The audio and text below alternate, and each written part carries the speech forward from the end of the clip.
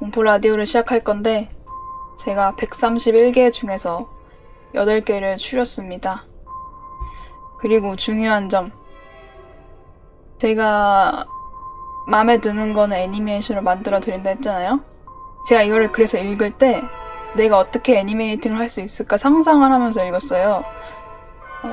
근데 당첨이 된 게 하나도 없습니다. 네. 애니메이팅을 하면서 생각을 하면서 했어요. 근데 할 수 있는 게 없고 내가 정말 마음에 들어야 한다 했잖아요. 진짜 마음에 왕 쏙 드는 게 없었어요, 사실. 그래도 8개는 추려졌으니까 첫 번째 사연입니다. 첫 번째 사연, 전역자님께서 보내주신 거예요. 뻔하다면 뻔한 군대 공포썰입니다. 사실 제 선임이 겪은 일이지만 화자를 저로 삼아 적겠습니다. 저는 해군 함대에서 복무했습니다. 여름 무더운 날 항구에 폐함선 한 척이 들어왔습니다. 낡을 대로 낡아버린 배의 겉은 페인트가 벗겨지고 내부에도 아무것도 없다고 했습니다. 비가 조금 내리는 밤, 저희 부대는 3명에서 당직을 섰습니다. 그날은 저와 동기, 그리고 후임 1명이 같이 밤을 보내야 했습니다. 별다른 일 없는 밤, 심심해진 저희는 당직 사관님 허락을 받고 순찰 겸 당뇨 테스트 삼아 그 폐함선에 들어가 보기로 했습니다. 함대의 밤은 정말 칠흑 같은 어둠입니다. 저희는 손장 뜬 단 한 개에만 의존한 채 폐함선으로 향했습니다. 배의 입구인 현문 앞에 서니 음산함이 저희를 덮쳤습니다. 배에는 말했듯이 아무것도 없었습니다. 괜히 뭔가 이상한 이발실, 수상한 전화기 하나 달랑이는 조타실 정도만 으스스해 보일 뿐이었습니다. 그러다 예전에 배에서 생활하던 수병들의 사진이 걸려있는 현황 게시판을 봤습니다. 저녁 전에 찍는 온갖 괴랄할 포즈들의 사진도 있고 오한말을 들고 뒤돌아 서 있는 포즈를 취한 사진도 있습니다. 생각보다 별거 없었던 담력 테스트를 마치고 다시 당직실, 라면 하나씩 끓여 먹으며 담소를 나누던 중 제 동기가 이런 말을 했습니다. 그거 오한마 사진 봤어? 순간 눈 마주쳐서 놀랐다니까? 웃고 넘기려다가 몸에 소름이 돋았습니다. 눈이 마주쳤다고? 돌아보고 있었잖아. 무슨 소리야? 내가 눈을 얼마나 자세히 봤는데. 야, 너도 그 사진 봤지? 예, 봤습니다. 근데 야, 나도 똑똑히 봤어. 그거 등 돌고 있었다니까? 진짜 장난치지만 하나도 안 무서워. 저 근데 2장 있지 않았습니까? 바로 옆에 앞에 보고 있는. 저는 후임이 어느 편석이 싫어서 지어낸 줄 알았습니다. 제 모든 걸 걸고 그 사진은 혼자 동떨어진 한 장이었습니다. 그리고 그렇게 본 건 저뿐만이 아니었습니다. 2장 있었다고? 야, 너도 뒤질래? 그거 혼자 나와 있었잖아. 아닙니다. 저도 그 2장이 시리즈인가 했는데. 야, 됐어. 그만해. 내일 아침에 가서 보면 되잖아. 별거 없었던 담력 테스트는 사진 1장 혹은 2장 때문에 아침까지 이어지게 됐습니다. 날이 지나 밝은 날, 저희 셋은 다시 폐함선으로 향했습니다. 그 누구도 의심할 수 없이 저희는 같은 사진을 보았습니다. 땡말, 이거 뭐야? 나 눈 마주쳤다니까? 이게 말이 되냐? 아무도 여기 다시 안 왔잖아. 진짜 에바입니다. 이거 뭡니까? 아니, 저희 뭐 본 겁니까? 이거 왜 찢어져 있습니까? 저희가 본 그 한 장의 사진은 배꼽 위부터 찢어져 있었습니다. 저희 셋 중에 누군가 가서 찢었다는 건 절대 불가능하고 누구에게도 얘기한 적이 없습니다. 며칠 뒤 폐함선은 항구에서 사라졌지만 그날의 충격과 소름은 잊혀지지 않았습니다. 라는 첫 번째 사연이었습니다. 저는 이게 왜 뽑았냐면은 폐함선이 저희가 평소에 겪어볼 수 없는 곳이잖아요. 저는 그래가지고 이 폐함선 안에 상상하면서 봤거든요. 너무 무서웠을 것 같아. 폐함선이라는 그 단어 자체가 좀 무서워요. 그거 생각났어. 이 사연 읽고. 그 옛날 공포 얘기 중에 산장 같은 데 갔는데 벽에 액자가 쫙 걸려있을 때요. 사람 초상화 그려진. 뭐야 이러고 자고 아침에 일어났는데 그 사람은 기절을 했다. 왜냐면은 액자가 있던 자리에는 창문밖에 없었다. 라는 옛날 이야기가 떠오르네요. 다음 사연 가보겠습니다. 배가 너무 고픈데 참고 하겠습니다. 안산 물주먹님. 사건은 제가 고등학교 때였습니다. 집에 학교와 버스로 10분 거리에 있다 보니 시간이 촉박한 등교 시간에는 늘 버스를 탔더랬죠. 그날도 어김없이 출근길이라 혼잡한 버스를 타고 등교 중이었습니다. 다행히도 그날은 아주 만원 버스는 아니라서 잡을 손잡이는 있었습니다. 평소 같았다면 손잡이도 잡지 못한 채 사람들 사이에 끼어 등교했겠지만 잡을 손잡이가 있다니 그날은 정말 운이 좋다고 생각했습니다.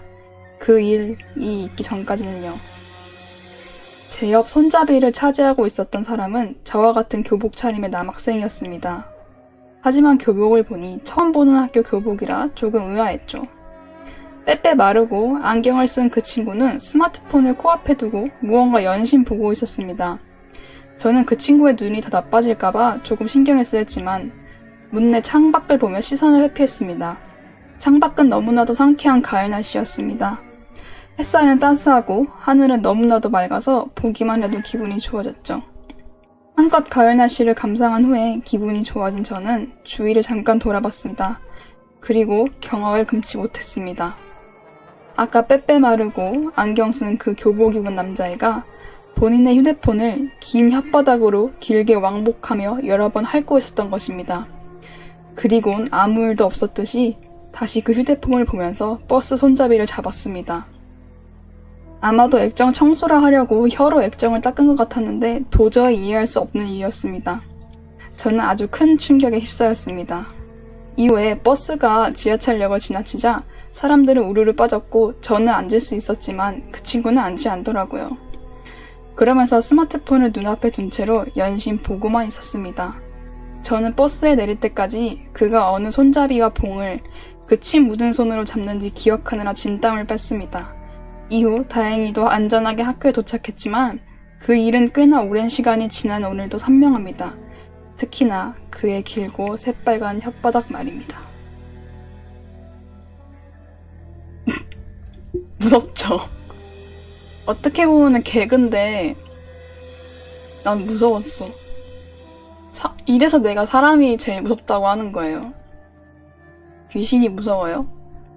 아니 뭐 이런 게 다 있는 건 아니고 내가 저걸 봤다고 생각하면 너무 무서웠을 것 같아. 예비군도 끝난 늙은이님. 저도 제대로 확인을 못했으니 귀신인지 확신할 수 없지만 군대에서 있었던 공포썰입니다. 저는 레이더를 보는 직별이었고 요즘은 모르겠지만 제가 있었을 때는 3교대를 해서 24시간 당직, 자는 비번, 그냥 비번 이렇게 밤을 새야 했었는데 그럴 때 가끔씩 착한 상황실장이 걸리면 치킨을 사주기도 했습니다. 거루치고 상황실장이 나가서 슬쩍 사오거나 위병소 당직에 좀 나눠주고 배달시키는 식으로 보통 당직을 병, 강부 합쳐서 7, 8명에서 같이 샀는데 그런 치킨 먹을 기회가 있었다 보면은 꼭 새벽에 화장실을 가게 되는 경우가 있습니다.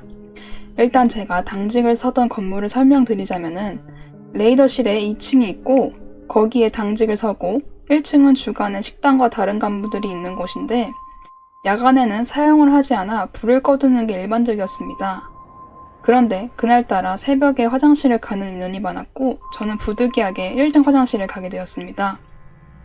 일반적인 경우라면 새벽에 화장실을 가는 경우도 많지 않고 가더라도 2층 화장실 용량으로 해결이 되어서 저도 병장이 되어서야 처음 당직 때 1층으로 화장실을 갔습니다. 날은 급했던지라 다른 사람이 있는지 없는지 생각도 안 하고 바로 앞에 있던 칸으로 들어왔고 볼일을 보고 있는데 누가 옆에서 벽을 두드렸습니다. 그래서 나랑 비슷하게 1층으로 내려왔는데 휴지가 없나 싶어서 거루치고 항상은 알지만 가끔씩 화장실에 휴지가 없는 일이 있어 저도 들고 다녔습니다. 그래서 아래로 휴지를 건네줬는데 도통 받지 않았습니다. 그래서 날은 짬도 찼고 간부였으면 애초에 반말로 달라고 했을 테니 병일 거라 생각해서 속으로 건방지다 라고 생각하고 그냥 저만 해결하고 화장실에서 나왔습니다. 그리고 2층 레이더실로 올라왔는데 좀 이상했던 게 제가 화장실에서 돌아온 마지막 인원이더라고요. 그래서 의아해서 후임에게 1층 화장실로 간 병이 있냐고 물었습니다. 근데 제대가 얼마 안 남은 중이가 저에게 말하더군요. 이분은 경상도 출신이었습니다. 막 누구누구야 니 1층 화장실 갔나? 저 사투리 하나도 못해요. 네, 그렇습니다. 라고 대답을 했고 간부는 누가 벽 안 두드리나 이러더라고요. 그래서 예, 누가 두드렸습니다. 라고 대답을 했고요. 그러자 그 간부가 말했습니다. 여칸 안 열어봤지? 전 잘못 들었습니다. 했습니다. 솔직히 좀 싸했거든요.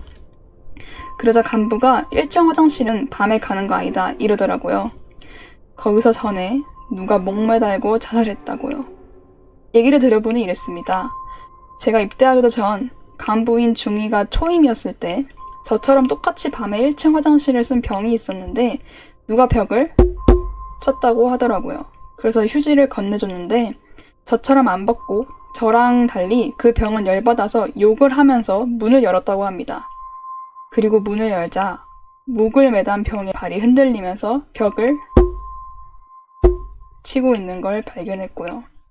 그 이후로 야간에는 웬만하면 1층 화장실을 잘 안 쓴다고 합니다. 설사 쓰더라도 똑똑 소리가 들리면은 위든 아래는 보지도 않고 나오라고 했고요. 물론 저도 그 이후로 제대할 때까지 야간에 1층 화장실을 안 썼습니다. 그때도 느꼈지만 지금 다시 생각이 든 건데 이 간부 새끼가 안 알려줘놓고 귀신이 안 봤으면 됐지라고 했던 게 제일 띠껍네요. 그리고 제가 있던 건물, 군대 건물이 워낙 쓰레기라서 겨울에 바람만 불어도 흔들리는데 벽 사건이 있을 때는 여름이었다고 하네요.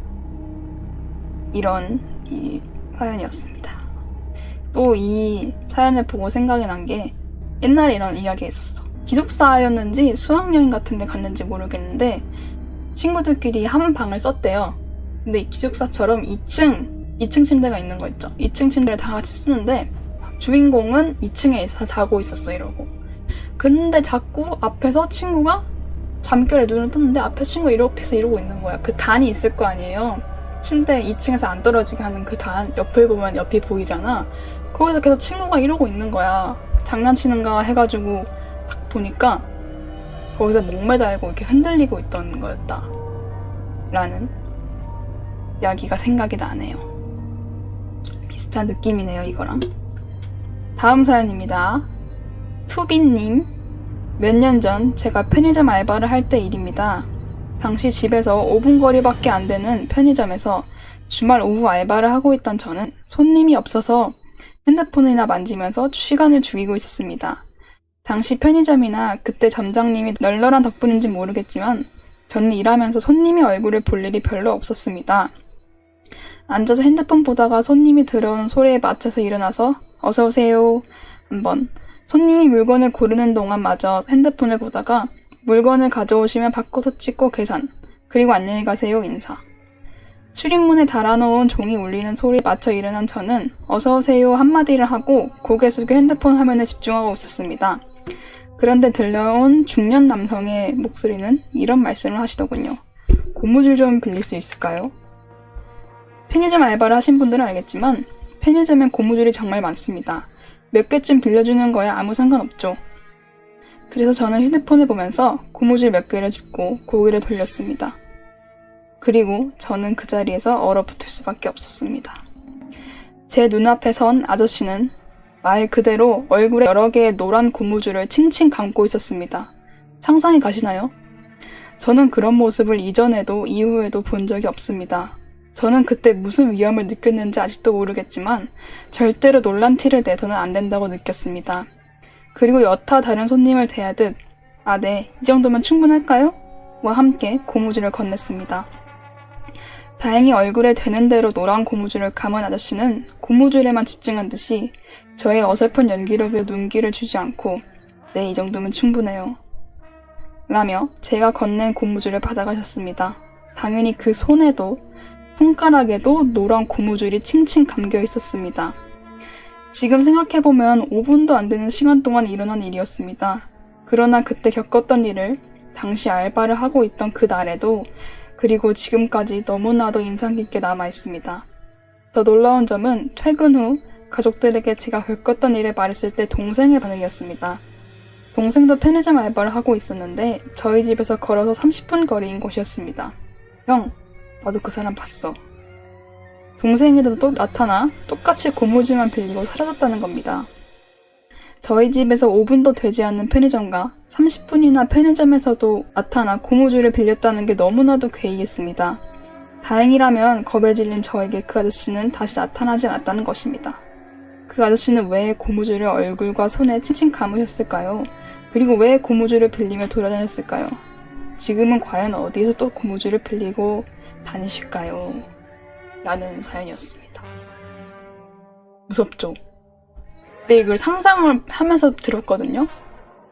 딱 그게 떠오르는 거예요. 그 무서운 이야기에서 애기들 2명만 집에 있는데 그 택배 아저씨인 줄 알고 이렇게 집에 잔입해가지고 얼굴 이렇게 묶고 있는 그 사람 알아요? 줄이 얼굴이 감겨 있는 거? 그 사람이 딱 생각나는 거야. 궁금하신 분들은 무서운 이야기 영화 택배? 이런 거 치면 아마 나올 거예요. 사람이 더 확 와닿잖아요, 솔직히. 귀신은 우리가 본 적이 많이 없으니까. 그래가지고 저는 이 사연을 채택했고, 그리고 사실 이 사연을 애니메이션으로 뭔가 만들 수 있을 것 같다라는 생각은 했는데 살짝 아쉬워가지고, 근데 아직도 사실 고민은 하고 있어요. 이거를 한번 만들어봐 마라 이걸 하고 있는데, 제가 혹시나 만든다 라고 결정이 되면은 이분께 따로 연락을 어떻게든 취해보겠습니다. 아직은 확정이 안 났습니다.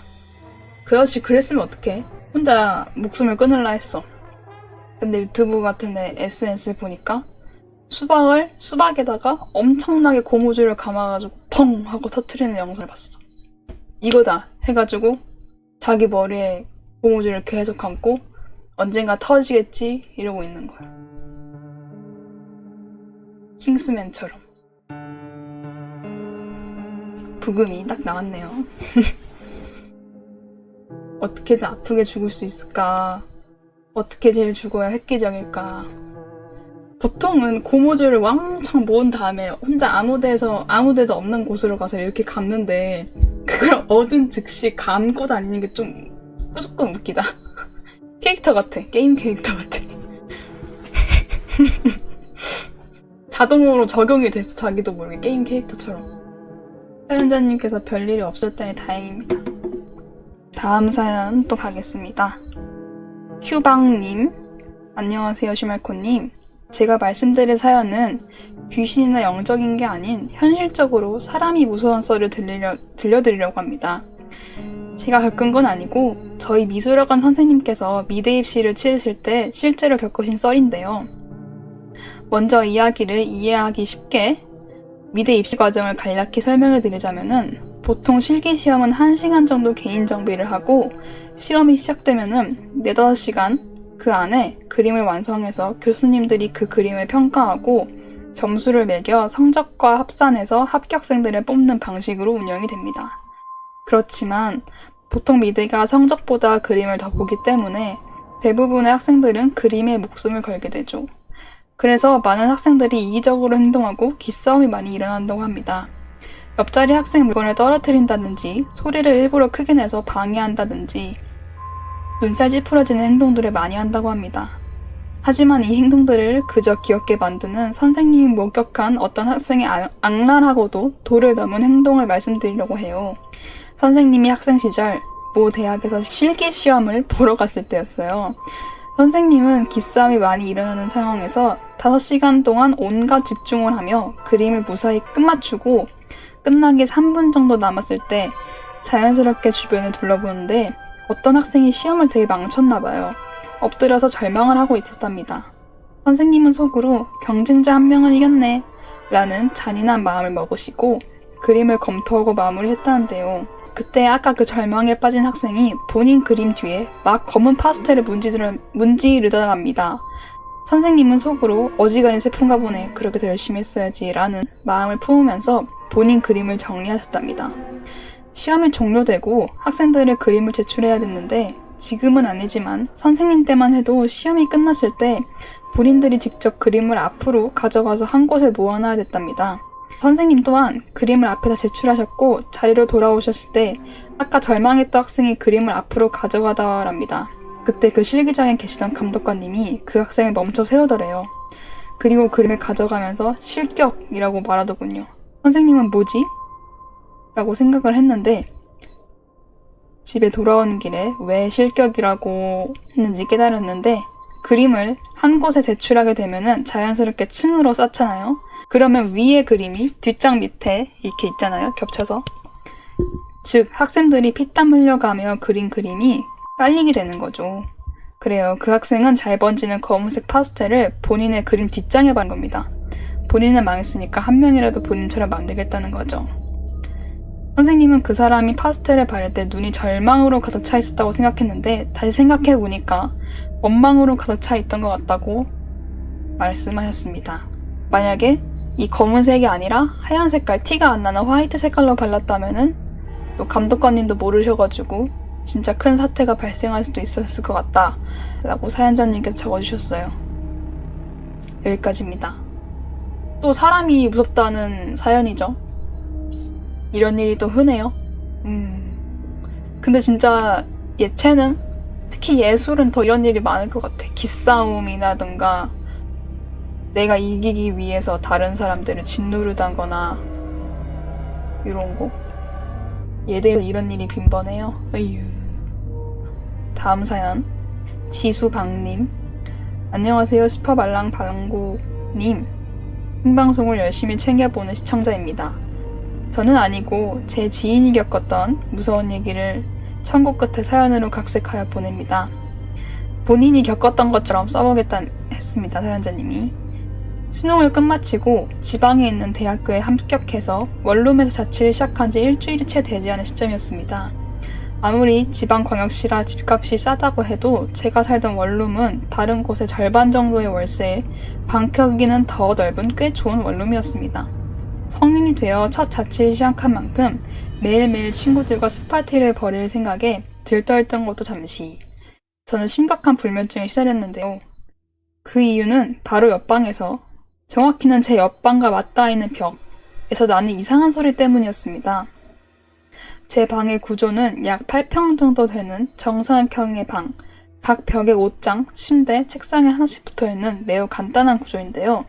침대가 붙어있는, 즉 제가 몸을 붙이고 자는 벽에서 매일 새벽 4시쯤 눈을 깜빡이는 소리가 나곤 했습니다. 이 눈을 깜빡이는 소리가 무엇인지 잘 모르실 겁니다. 눈꺼풀이 여러 번 순간적으로 닫혔다 열렸다 하는 소리인데 마음속으로 눈을 여러 번 빠르게 깜빡이는 소리를 상상해 보시면은 약간 입을 쩝쩝거리는 소리랑 비슷합니다. 나 뭔지 알아요.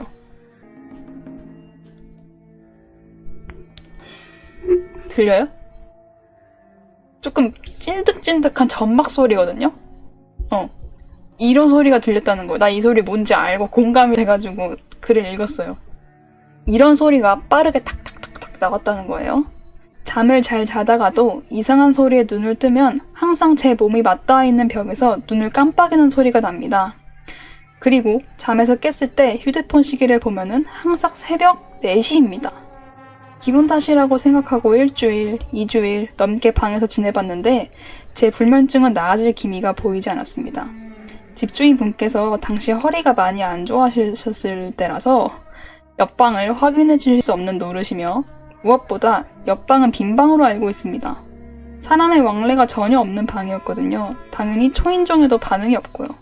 지푸라기라도 잡는 심정으로 저는 제 동기 중에 약간 신기, 영역이나 귀신 조금 보는 이 친구를 집에 초대하게 되었습니다. 동성 친구래요. 친구에게 번거로운 부탁을 하여 미안한 마음도 있었지만 당시 유행하던 마크 정식도 만들어주고 치킨도 시켜줬습니다. 고마워하더라고요. 그렇게 맛있게 음식을 먹고 잠을 청했습니다. 이상하게 둘이서 함께 자니 잠도 더 잘 오는 것 같아가지고 정신없이 장에 빠졌습니다. 어김없이 잠에서 깬 것은 친구의 손길이었습니다. 휴대폰 시계를 보니 역시 새벽 4시였습니다. 그런데 친구의 상태가 이상하더군요. 친구의 눈이 매우 빠른 속도로 깜빡이고 그러고 있는 채로 저를 바라봤습니다. 친구의 눈에 찝찝찝찝찝 는 소리만 반복된 채로. 너무 무섭고 놀란 나머지 친구의 손을 잡고 정신 차리라고 함과 동시에 화들짝 꿈에서 깼습니다. 깨고 보니 휴대폰 시계 역시 새벽 4시를 가리키고 있었습니다. 악몽을 꿨나 보다 싶어서 옆에서 자고 있던 친구를 보니 친구는 온몸이 벽에 붙은 채 벽을 더듬고 있었습니다.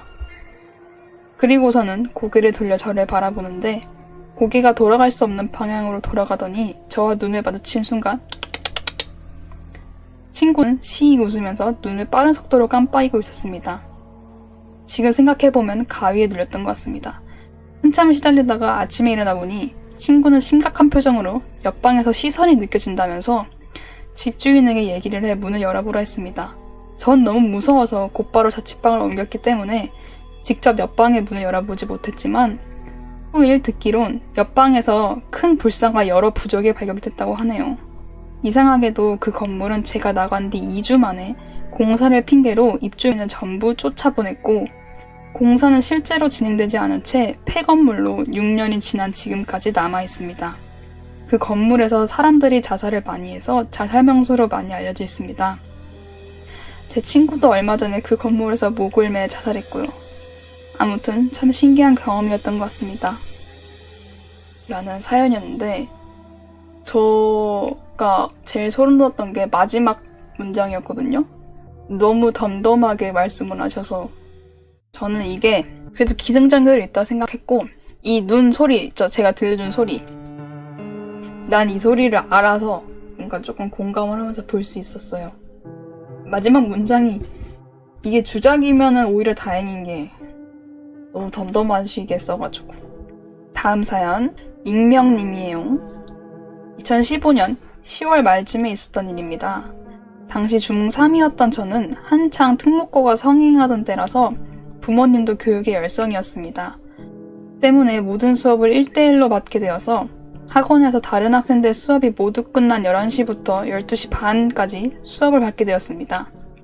그때는 거리의 조명들이 10시 내지는 11시부터는 모두 꺼지고 신호등 제외 일부 등에만 불이 켜져 있어서 길이 새까매서 보이지 않았습니다. 그래서 항상 선생님이 수업을 마치면은 차로 집 앞까지 데려다 주셨죠.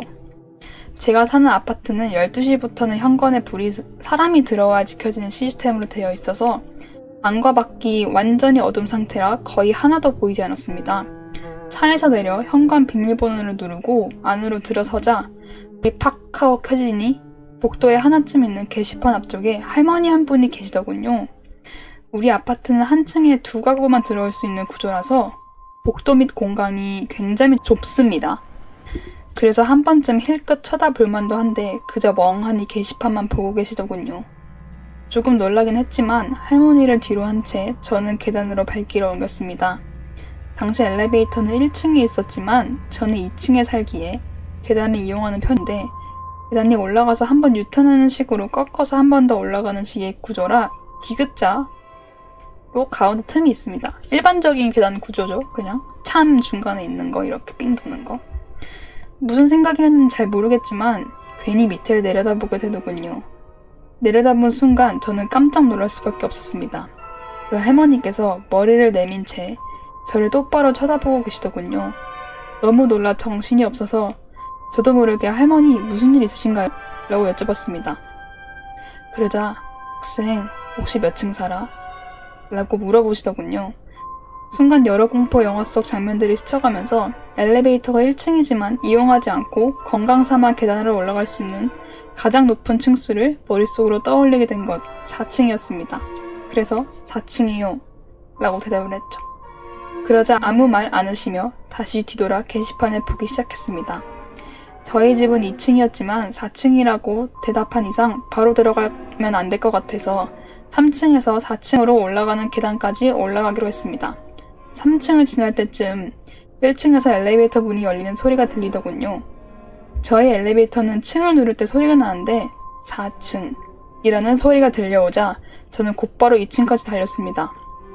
그렇게 집 문으로 열어제끼고 숨죽여 엘리베이터가 4층에 도착하는 소리에 귀 기울였습니다. 그러자 계단에서 뛰어내려오는 소리가 들리더군요. 너무 놀라 바로 문을 걸어 잠그고 저도 모르게 아빠! 하고 소리를 외쳐버리며 주무시던 아버지가 깼습니다. 자초지종을 설명하자 인터폰을 눌러 통로를 보셨는데 사람이 있으면 형광등이 켜져 티가 날 텐데 아무런 빛도 들어오지 않아 깜깜했습니다. 그래서 밖에는 아무도 없는데 너가 너무 피곤한 게 아니냐 다그치시며 다시 주무시러 들어갔습니다. 저도 꺼림칙한 기분이 들긴 했지만 내일 학교도 가야 하니 자기 위해 씻으러 들어갔습니다. 씻고 나와 시계를 보니 새벽 1시 반쯤 됐습니다. 아버지가 피곤하셔서 인터폰 끄시는 걸 깜빡하셨는지 인터폰이 켜져 있길래 끄기 위해 다가가니까 네모난 화면을 가운데로 서서히 어둠이 걷히면서 통로가 밝혀지더랍니다. 원래는 통로에 형광등 불이 켜지면은 위에서 아래로 탁 하고 한순간에 밝아지는데 정말 서서히 가운데 동그란 어두운 원이 줄어들듯 주변이 밝아졌습니다. 그리고 화면이 완전히 밝아질 때쯤 저는 너무 놀라 소리도 나오지 않았습니다. 인터폰 카메라에 할머니께서 입을 쩍 벌리고 카메라를 가리고 있다가 천천히 몸을 뒤로 빼며 입을 다물고 계시는 거였습니다. 그 뒤에 아버지께서 왜 여기서 자고 있냐고 거실에 쓰러진 저를 흔들어 깨우셨습니다. 아무래도 기절한 듯 했습니다. 아버지께 이 사실을 말씀드리니 관리실에가 CCTV를 돌려보았습니다. 화면에 모습이 다 기록된 것으로 귀신이 아닌 것 같고 반상회에 수소문해보니 저희 아파트에 사시는 분도 아니었습니다. 그래서 거주민이 아닌 치매 걸리신 할머니 분의 소동인 것으로 일은 일단락이 되었습니다. 당시 꽤나 추웠던 것으로도 기억하는데 옷도 굉장히 삼배 느낌으로 얇게 위아래로 맞춰 입으셨던 게 기억나네요. 그 뒤로는 다시 본 적도 없고 비슷한 일을 마주 겪은 일도 없지만 이 일이 아직 잊혀지지는 않는 것 같습니다. 읽어주셔서 감사합니다. 라는 사연이었습니다. 그쵸, 무섭죠? 삼배를 원래 장례 때 입는 그런 거 아닌가요? 삼배가? 근데 뭐 더운 여름이면 입는데 여름도 아닌데 그런 걸 입고 치매가 정말 악마와 같은 병입니다. 없어져야 할 텐데. 다음 사연 이어서 해볼게요. 브론디님, 안녕하세요 슈말코님. 슈말코 방송을 즐겨보는 코딱지입니다. 이 사연은 원래 심야괴담에 보낼까 했는데 실제 운영하는 업체가 있어서 조심스럽기 때문에 공중파에 비하면 슈퍼말랑 코딱지만한 슈말코님에게 보냅니다. 일은 2년 전, 그리 오래되지 않은 이야기입니다. 친구들과 낚시 여행을 위해 남해의 도시로 여행을 계획하던 중이었죠. 저희는 선외기라고 불리는 간단하게 운전할 수 있는 배를 타고 낚시를 하기 위해 숙소를 찾아다녔습니다. 그러던 중 한 숙소를 발견했죠. 거리뷰로 볼 때 약간 낡은 느낌의 건물이었지만 낚시가 우선이었던 저희에게 문제되지 않았습니다. 바로 앞에 방파제, 저희가 이용하려던 선회기 업체와 1분 거리, 정말 완벽한 위치였죠. 바로 여기다 싶어서 펜션에 전화를 걸었습니다. 거기 땡땡 민박 맞죠? 이번 주 주말에 예약이 가능할까요? 민박이요? 이번 주요? 네, 잠시만요. 다시 전화 드릴게요. 하고 젊은 여자분이 받으셨는데 뭔가 버벅거린다고 해야 되나 좀 얼버무리는 느낌이 나더라고요. 저는 그걸 듣고 바닷가 마을에 많은 젊은 외국인 며느리인가? 갑오징어 철이라 선회기 근처 민박집은 항상 10,000원이라 사람이 차가지고 그거 확인하려나? 라는 생각을 하며 다시 전화가 오길 기다렸습니다.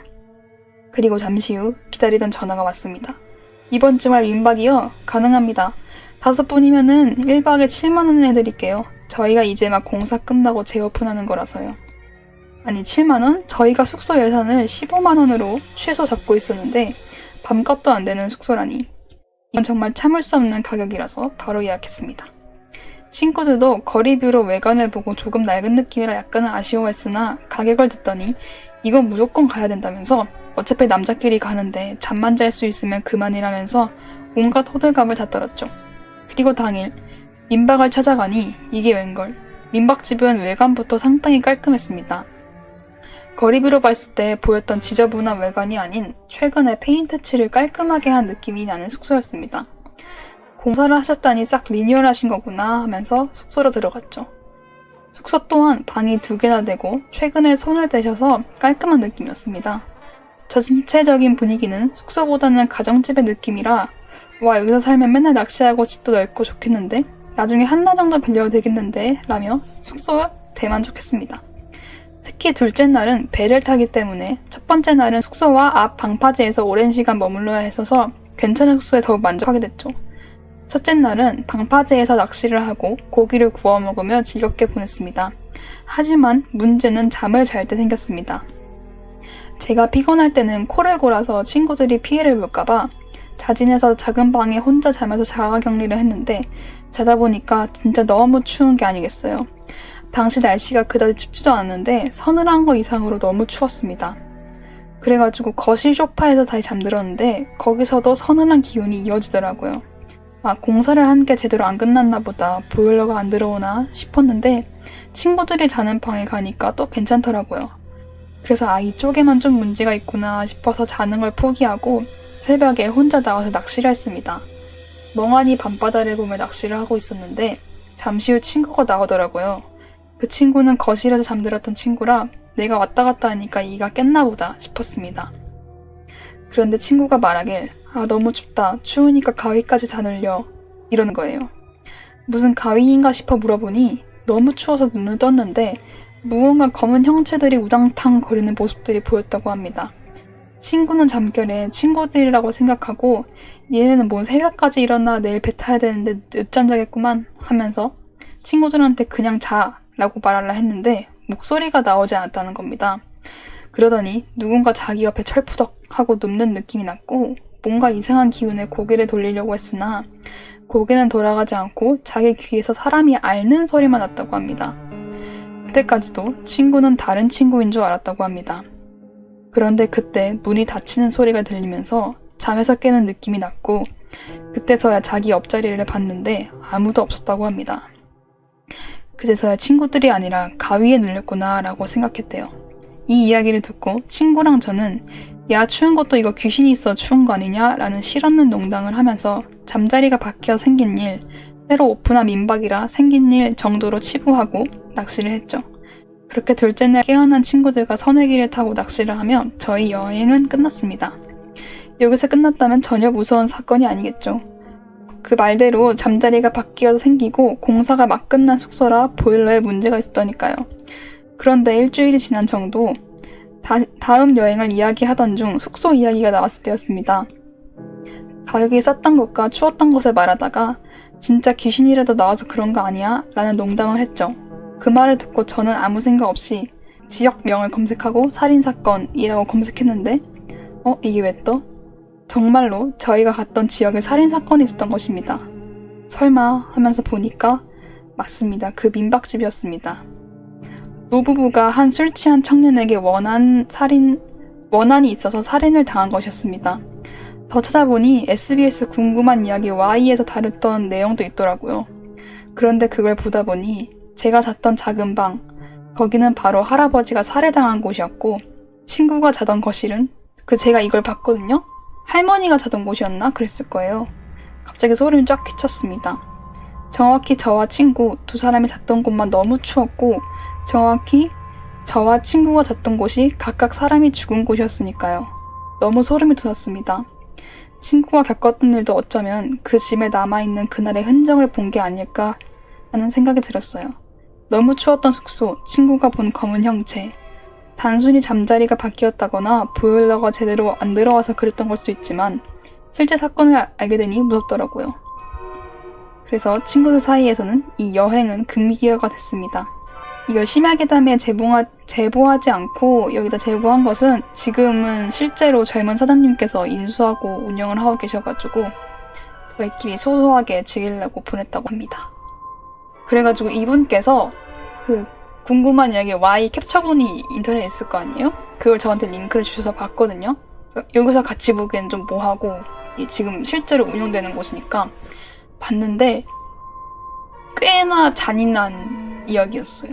이 사연이랑 조금 실제 사연이랑 대조하면서 봤는데 검은 형체가 있었다 했죠. 친구가 이렇게 거실에 있을 때 막 투닥투닥 거리고 있었다. 그게 아마 그 노부부를 습격하는 그 형체가 아니었을까 라고 또 생각을 하고 그 친구 옆에 또 찰푸덕 뭔가 눕는 소리가 났다 했잖아요. 그게 이렇게 쓰러지면서 나는 소리가 아니었을까? 또 그런 생각을 했습니다.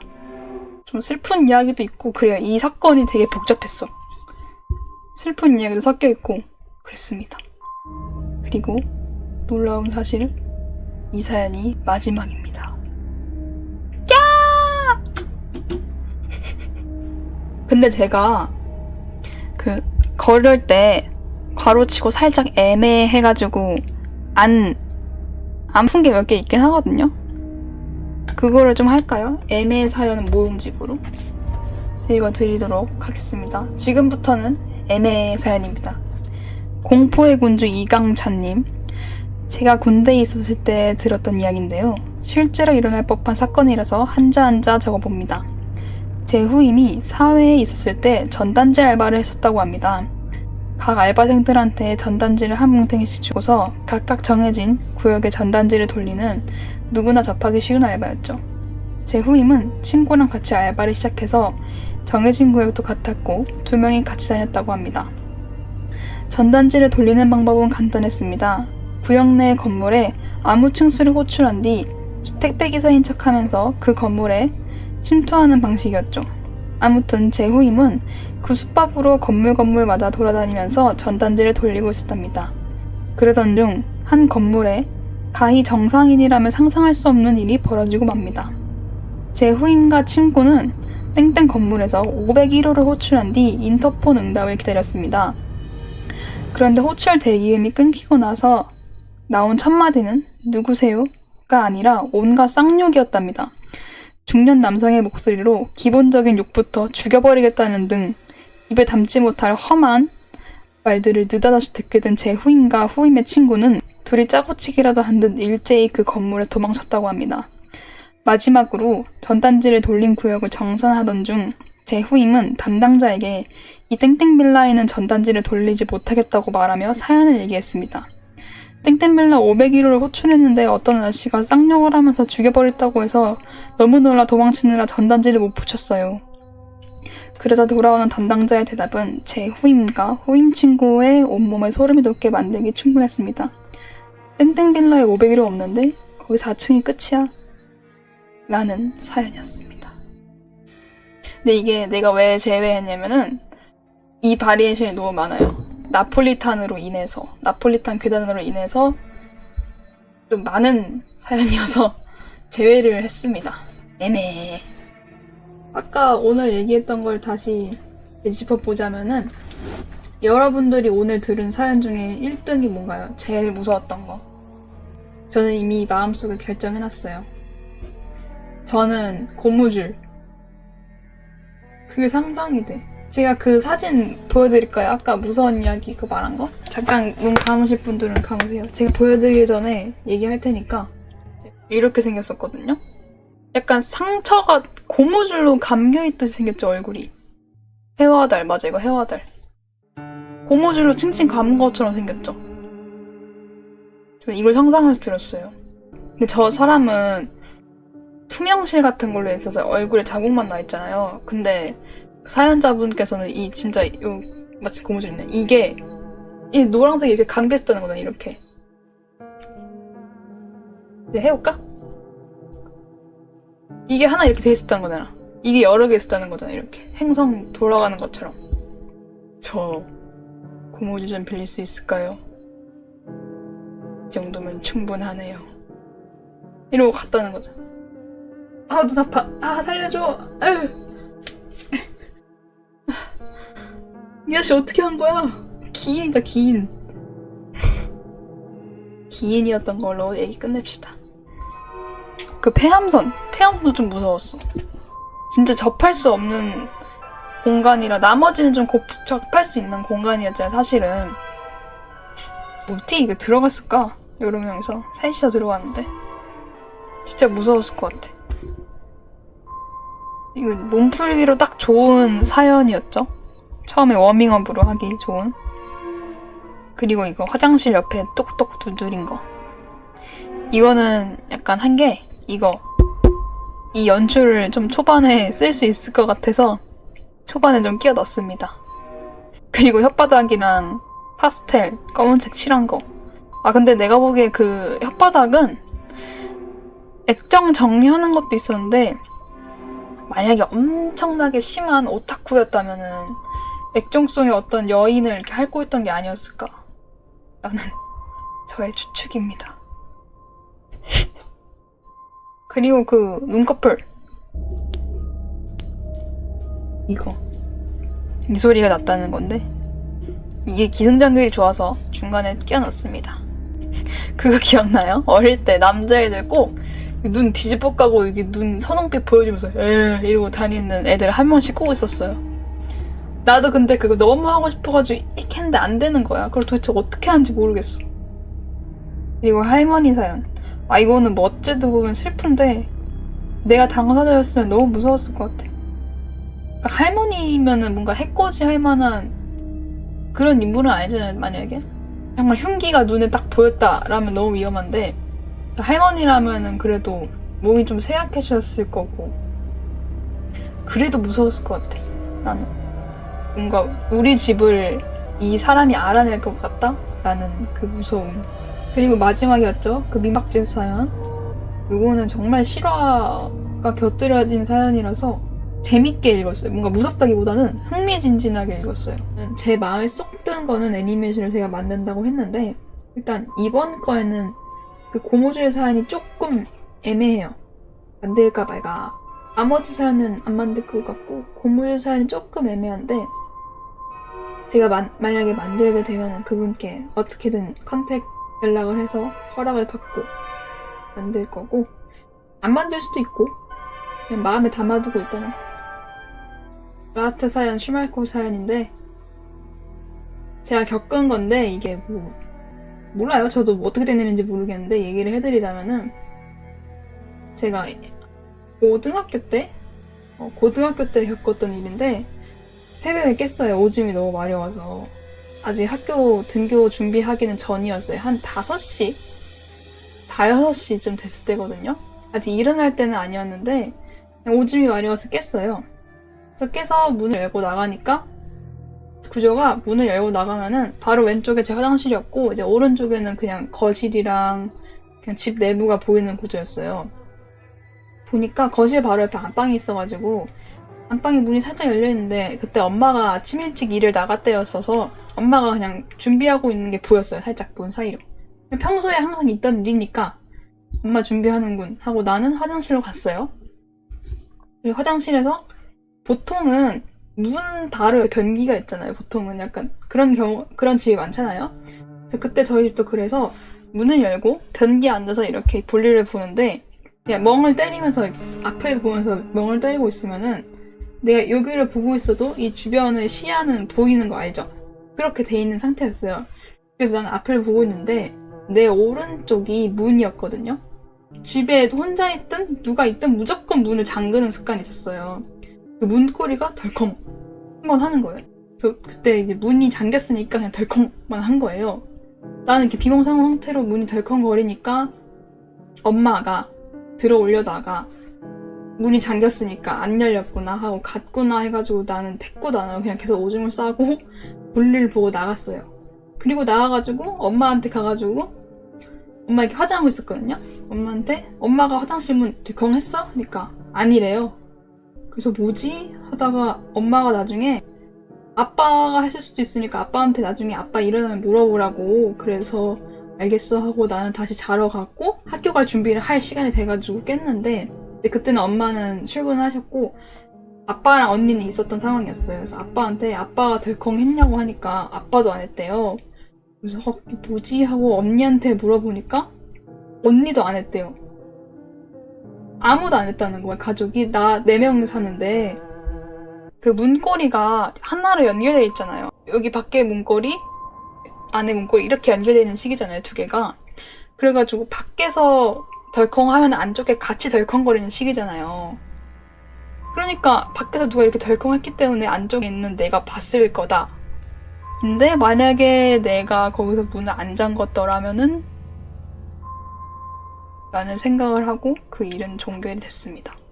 그리고 나서 또 이상한 일이 있었던 게, 저희 집에서 겨울에 슬리퍼를 신고 다녔거든요. 발이 너무 시려우니까. 수족냉증 때문에. 나랑 언니랑 신었었어요. 또 그 집이에요. 그 슬리퍼 신으면은, 슬리퍼 신고 다니면 소리가 나잖아요. 딱탁탁 하는 소리가. 또 화장실 안에서도 그 볼일을 보고 있는데 밖에서 그 소리가 들렸어요. 탁탁탁 하고. 나랑 언니랑 둘이 있었는데, 그래서 언니가 슬리퍼 신는 소리라고 생각을 하고 나갔는데 그 언니 슬리퍼가 그냥 그 자리에 가지런히 있었어요. 다시 물어보니까 언니는 안 신었다고 하고, 그 후에도 나 집에 혼자 있었을 때 화장실 갔는데 슬리퍼 소리 들리고 이랬던 적이 좀 있어요. 그 집에서 좀 내가 이상한 걸 많이 겪었던 적이 있었어. 가위도 그 집에서 엄청 눌렸었어요. 이거 자주 했던 얘기인데 얘기를 해드리자면은 제가 당시에 이런 침대가 아니라 이 침대에서 그냥 매트리스만 쪽 빼가지고 거의 땅바닥에 자는 거 있죠. 땅바닥에다가 매트리스 올리는 거. 그때 당시 그렇게 잤을 때가 있었어요. 잠깐 고2 때인가? 고2 때였나? 그랬을 거예요. 그래서 그때 여름이었는데 여름이니까 선풍기를 틀고 자잖아요. 선풍기를 보통은 회전을 하고 자잖아요. 밤에 잘 때는. 저도 그렇게 해서 이제 머리부터 발끝까지 이렇게 가도록 해놨어요. 자고 있는데 제가 그때 벽을 보고 자고 있었거든요. 제 등 뒤에서 선풍기가 왔다 갔다 하고 있는데 어느 순간 선풍기가 제 머리만 쐬고 있는 거예요. 계속. 나 회전으로 두고 잤는데. 그 순간부터 좀 몸이 서늘해지기 시작하면서 가위에 눌리기 시작했어요. 등을 돌린 상태였잖아요. 근데 이제 뒤에서 일어나는 일이 약간 나한테 잘 느껴지는 거야. 뭔가 이렇게 조여오는 느낌 알아요? 가위 눌릴 때 숨 못 쉬면서 조여오는 느낌? 압박되는 느낌? 그게 나면서 뒤에서 뭔가 그 어둠이 오는 듯한 느낌이 나면서 어떤 중년의 남성 목소리인데 우리 아빠 목소리랑 살짝 비슷한 목소리로 그 매트리스를 이렇게 밟으면서 내 등 뒤에서 하영아 점점 가까이 오는 거야. 이렇게 꾹꾹 매트리스 누르면서 하영아 이러면 점점 가까이 와요. 근데 이게 매트리스가 이렇게 있으면은 말랑말랑하니까 앞에서 이렇게 누르면은 이 옆에 있는 것도 살짝 움푹하고 들어가잖아요. 근데 그 움푹하고 들어가는 느낌이 내 등이 느껴지는 거야. 푹푹 꺼지는 게 진짜 누가 밟는 것처럼. 근데 이제 푹푹 꺼지는 게 느끼면서 하영아 이러는데 닿지는 않아 또. 근데 이게 더 무서운 거예요. 나한테 닿지는 않고 근데 뭔가 조여오는 느낌이 나면서 하영아 근데 이게 살짝 아빠 목소리랑 더 비슷하니까 더 무섭기도 하고 근데 아빠인데 아빠 같지 않은 중년의 남자 목소리였거든요.